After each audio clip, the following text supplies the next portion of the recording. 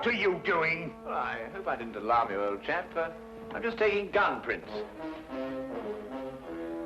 This is the end. This time you've gone too far, Holmes. You can't turn this place into a shooting gallery. Gun prints. Have you ever seen a gun print? I've never even heard of a gun print. You'll kill somebody one of these days, Holmes. Parliament ought to pass a law against people like you. Well, of course, gun print's just the name I've given it. Actually, it's the marks on the bullet left by the rifling in the gun barrel. Ah! Yeah, would you like to look at these two bullets under the magnifying glass? You'll observe that they have different markings because they were fired by different guns. I'm not interested, not in the least interested. The police will be here in a minute. But you should be interested, Watson. You're interested in saving lives, aren't you? Of course, but... Well, look, this very little experiment may very well save a life someday. How can firing bullets now, from listen, here wait into a minute. Take the case of a man who is accused of murder. I'd rather not. The prosecution claimed that the bullets were fired from his gun. They probably were. The man was guilty. I can see it all. Yes, but if it can be proved that it was impossible by the markings, then an innocent man's life could be saved. That's all very well and good, Holmes, but this flat is not the place to conduct these sort of experiments. How would you like it if I started to practice my surgery in the bathtub or on the kitchen table? Could you manage it in the bathtub, do you think? No, I give up. And now, if you're not keeping this appalling smell for experimental purposes, I will, with your permission, open the door. Holmes, I told you. I knew you'd gone too far. Now you have shot somebody. Well, if I have, I shall have to certainly correct those guns for drift. That's fantastic. He seems to have some breath in him still. No fault of yours if he has. Now, help me with him before somebody sees him. Really, firing off revolvers, brewing poison, frightening people. It's more than a man can stand, Holmes. Really, more than a man can stand. Am I wounded badly, please? I'm a poor man. I can't afford a hospital. No. You'll be all right in a minute. You've just fainted from something. Something, you say? Didn't you hear what happened? I was outside, about to knock at your door, when suddenly I was attacked. Someone turned a revolver loose on me, bullets flying everywhere. I tried to fight back bravely, but there were too many of them, 6 or 7 at least, all firing guns. I'll get you a glass of brandy. Oh, thank you. You'd better call the police. They may try it again, whoever they are. Maniacs and foreigners, I'll be bound. No. You're quite safe now. Those shots came from my revolver and were fired into that wadding over there. You mean you were the one who... Yes, I was just carrying out a little experiment. I must apologize for any shock I may have given you. And no one is after me? And not to my knowledge, Mr. Wilson. Here, will you drink this, huh? Oh, thank you. You called me Mr. Wilson just now. How did you know that was my name? Well, it's on your collar. Very shrewd indeed, you're noticing my name like that. In fact, you've got exactly the kind of mind that could help me to unravel my mystery. That is, if you're willing to lend a poor man a hand. Oh, yes, I owe you at least that. What is the mystery? But perhaps you'll get a better idea of what it is if you read this first. There, it's in the wanted column. Read it for yourself. Ah, to the Red-Headed League. On account of the bequest of the late Ezekiah Hopkins of Lebanon, Pennsylvania, USA, there is now another vacancy open which entitles a member of the League to a salary of £4 a week for purely nominal services. All red-headed men who are sound in... Apply in person on Monday at 11 o'clock to Duncan Ross at the offices of the League, 7 Pope's Court, Fleet Street. Apply in person on Monday at 11 o'clock to Duncan Ross at the offices of the League, 7 Pope's Court, Fleet Street. But what on earth does it mean, the Red-Headed League? It is a little off the beaten track, isn't it? I assure you, I felt the same way as you when I read it. A vacancy? For what, I asked. I'm a dealer in second-hand merchandise, and I believe in giving value for value received. And it certainly struck me as odd that somebody was prepared to give £4 a week for nothing. But young Spaulding took a different view of it. Oh? Who is young Spaulding?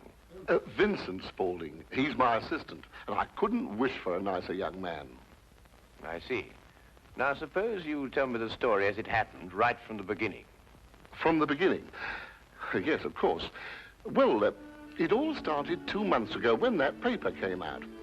I was in the shop at the time. I'm there practically the whole of my time. I'm a widower and I've got little else to do. When young Spaulding came back from lunch.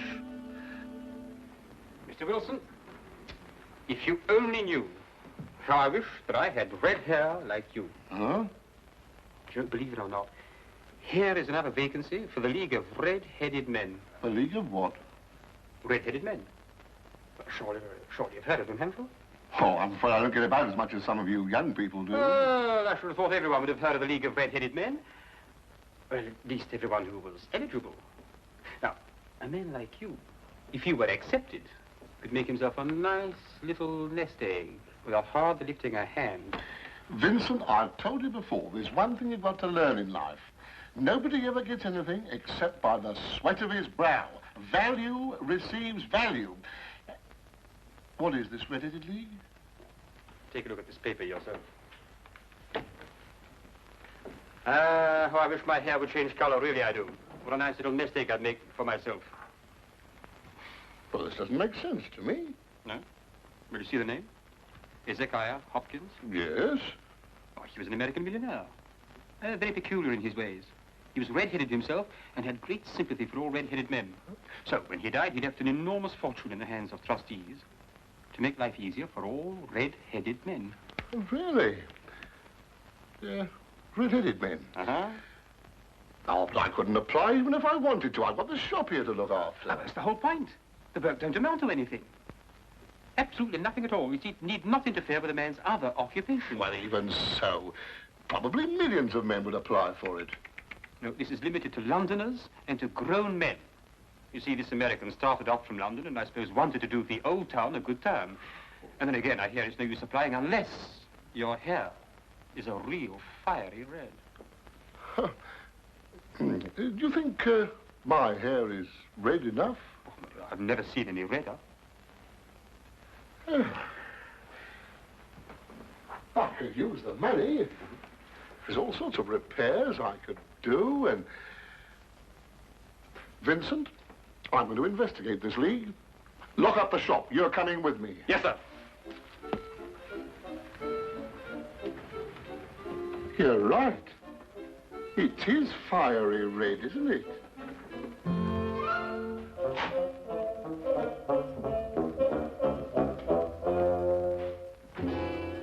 Let me handle everything. All right. Stand back, everybody. This is Mr. Hopkins' son. Go on, step back, or he'll see that you don't get interviewed at all. Mr. Hopkins, this way. Thank you for applying, Mr. Emerson. Your name will be kept on file, and in the event you are chosen to fill the vacancy, I'll get in touch with you immediately. Thank you, Mr. Ross. I do hope I win. My family and me could do with the money. We shall see what we shall see, Mr. Iverson. Thank you so much.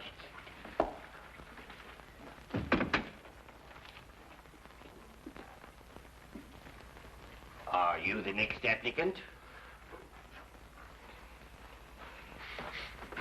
Yes, this is Mr. J.B.S. Wilson. Your search is over. He's willing to fill the vacancy. Will you sit down, Mr. Wilson?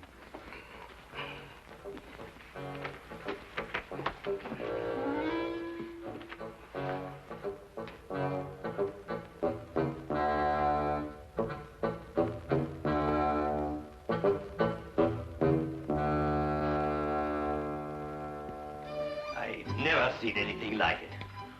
I told you, Mr. Wilson. It's extraordinary, beyond belief. Congratulations. It would be an injustice to hesitate. Oh, I've got the position. You have. You will, however, excuse me for taking an obvious precaution. There are tears in your eyes. I perceive all is as it should be, but we have to be careful, for twice now we have been deceived by wigs, and once by paint. I'm sorry the vacancy has been filled, but thank you one and all for coming. Get on, John, no, come along. My name is Duncan Ross. I'm one of the trustees in charge of the fund left by your noble benefactor. When shall you be able to embark upon your new duties? Oh, well, almost any time, I suppose. Though I should mention that I have another business which will require some of my time. Oh, so long as you're free to be here between the hours of 10 to 2, there'll be no objections.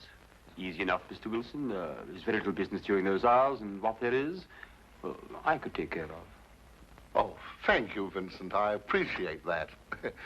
And what is the work? Copying the encyclopedia.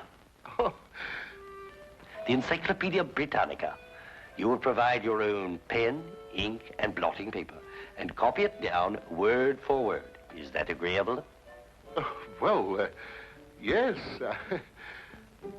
Our only demand is that you remain in the office, or at least in building, during working hours. If you leave, you forfeit your position forever. The will is very clear from that point. Well, it's only 4 hours a day. I shouldn't think of leaving. No excuse will avail, neither sickness, nor business, or anything else. Here you must stay or lose your billet. I quite understand. Then, goodbye, Mr. Wilson. And again, let me congratulate you. Oh, thank you, sir. Thank you. The Encyclopedia Britannica. Ah, you'll do a wonderful job of it, Mr. Wilson. I'm sure you will.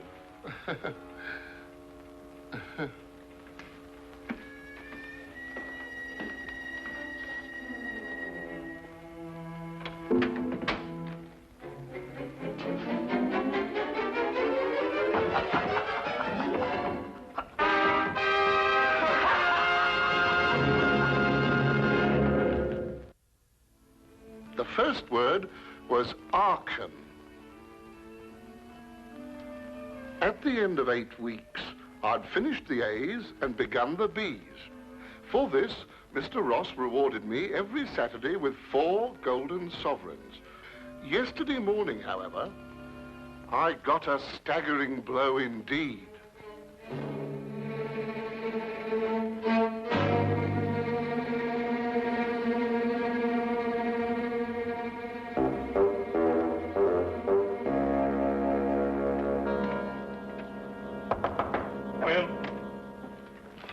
Mr. Milford? Yes, what can I do for you? What's happened to Mr. Ross? Mr. Who? Mr. Ross, Duncan Ross, in office number 4. He's gone. What's happened to him? Just a moment, let me look him up in my files.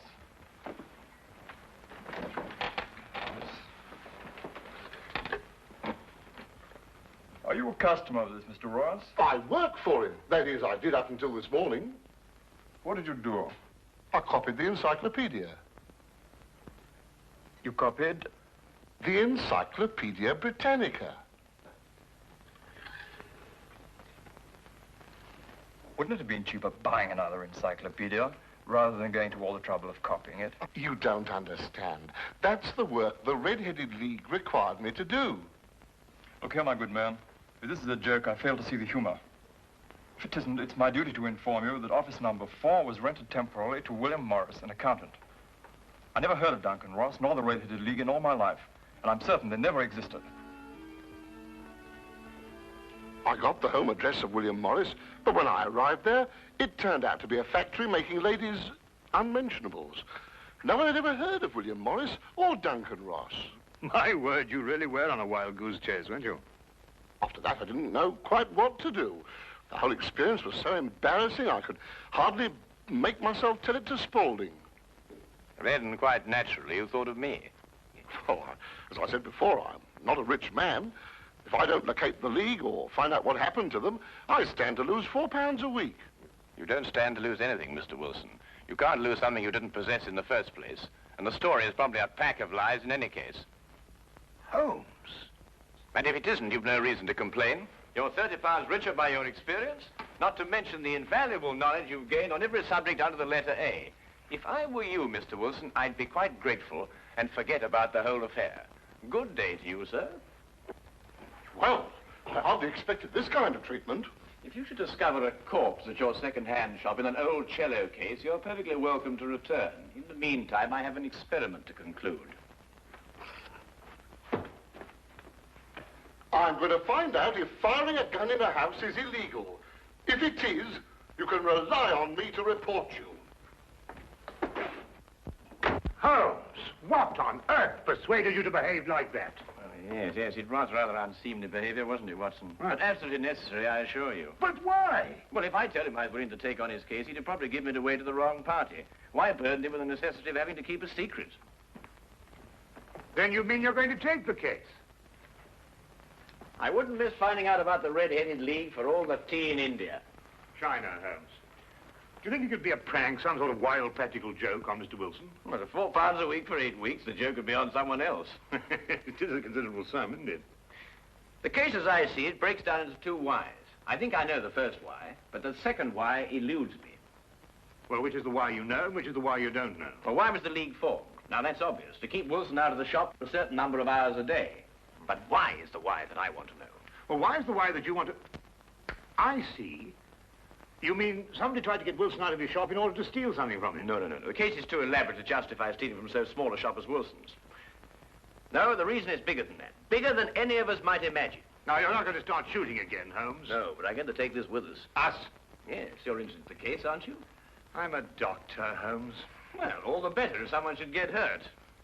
This started out to be such a peaceful morning, and an old friend of mine was coming from India, and we were going to spend the day together. And now look what you've talked us into, the Red-Headed League. Yes, exciting, isn't it?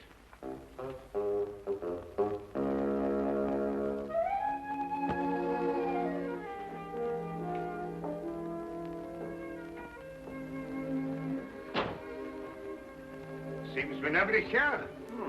I wonder where he could be. I'll be right with you, gentlemen.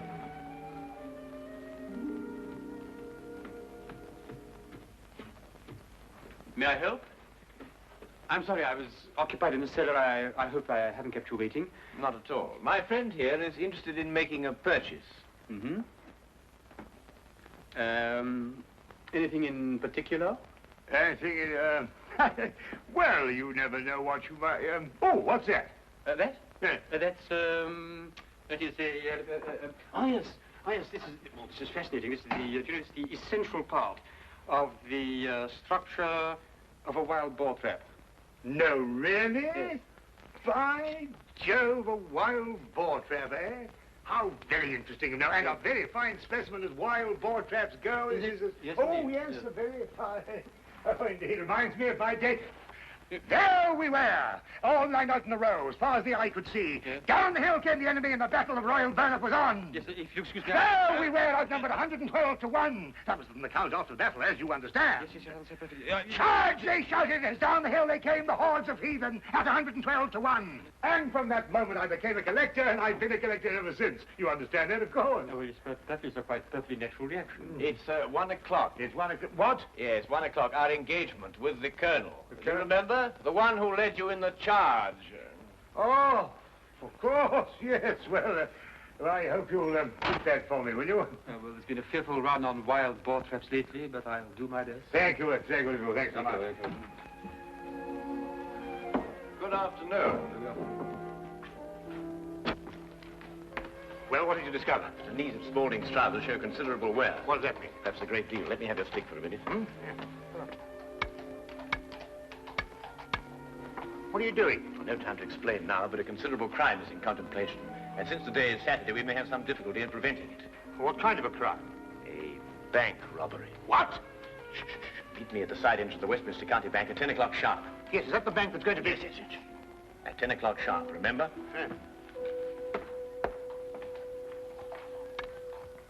The basement vaults of the Royal Westminster Bank, as you can see, they are impregnable.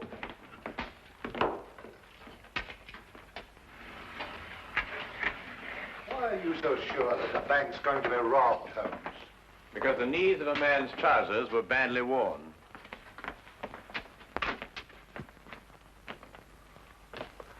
I can't see how they can possibly get in here.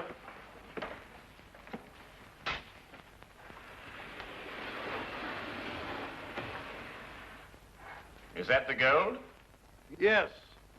We had occasion some months ago to strengthen our reserves, and so we borrowed 30,000 Napoleons from the Bank of France. Word must have leaked out, if Mr. Holmes' deductions are correct. Gentlemen, we must prepare ourselves. As soon as Mr. Wilson goes to sleep, they will make attempts to get in. Who are they?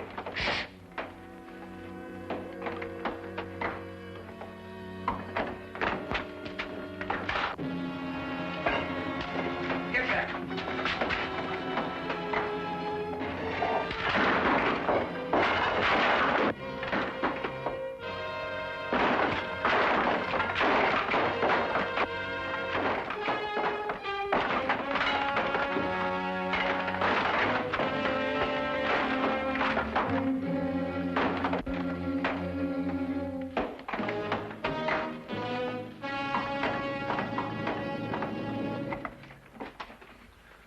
It's all clear, it's all right.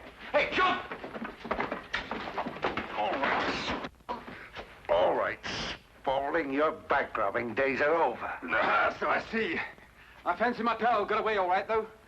There are 3 policemen waiting for him at the other end. You seem to have done things very, very, very neatly. I must compliment you. But I feel obliged to reciprocate. Your red-headed league was very inventive indeed. Here. You were the one who came into the shop this afternoon. You came with... With me. Ah. I thought there was something very, very queer. You don't look like a collector at all. They helped to collect you, didn't they? I think you'd better come along with me.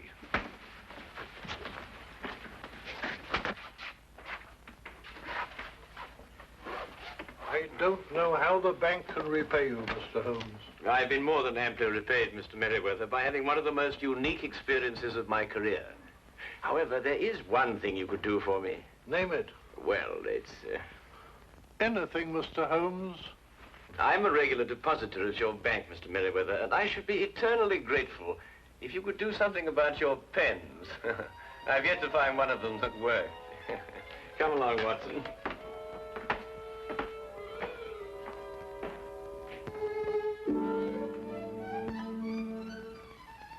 What I shall never understand is how you suddenly knew there would be a bank robbery.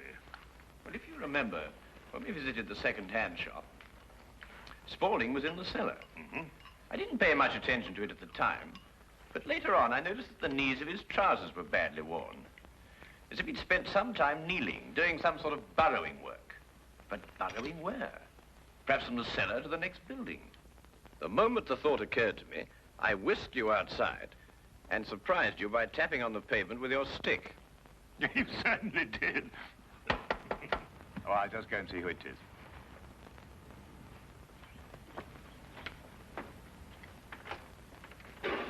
Hello, come on in, Inspector. How are you? Dr. Watson.